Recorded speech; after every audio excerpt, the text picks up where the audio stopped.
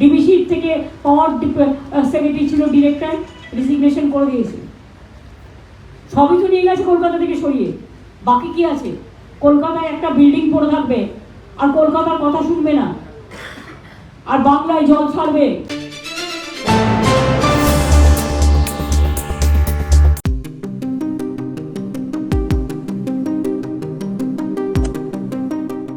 দুদিনের বীরভূম সফরে মুখ্যমন্ত্রী আজ বোলপুরে প্রশাসনিক বৈঠক সারেন তিনি। বন্যা পরিস্থিতির জন্য আবারও ডিভিসিকেই দায়ী করলেন বাংলার প্রশাসনিক প্রধান। মঙ্গলবার বোলপুরে বৈঠকের পর সাংবাদিকদের মুখোমুখি হয়ে তিনি বললেন, আমরা চাই না সেই সংস্থাকে যারা জল ছেড়ে মানুষ মারে।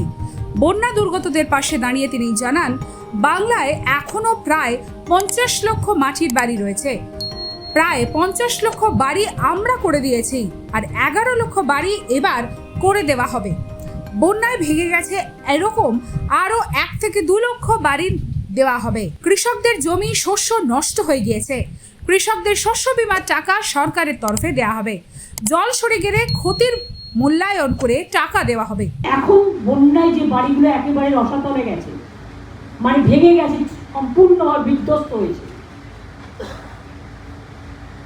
সেখানে আমার যে 11 লক্ষ লিস্ট আছে, সেই লিস্টের মধ্যে বাড়িগুলো আছে কিনা দেখে নিতে বলেছি। সার্ভেটা বর্ষা মানে জাস্ট শেষ হলেই শুরু করবে।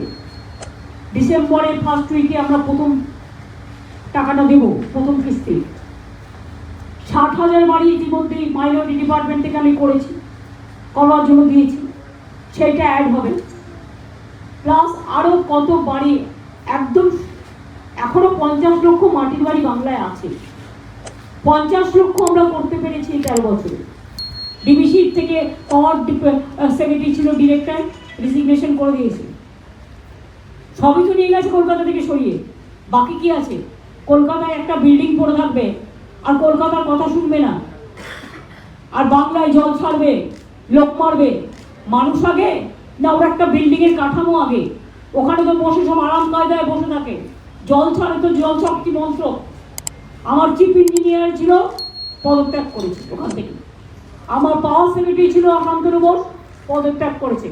আমরা চাই না সেই অর্গানাইজেশন যারা জল ছেড়ে মানুষ মারে।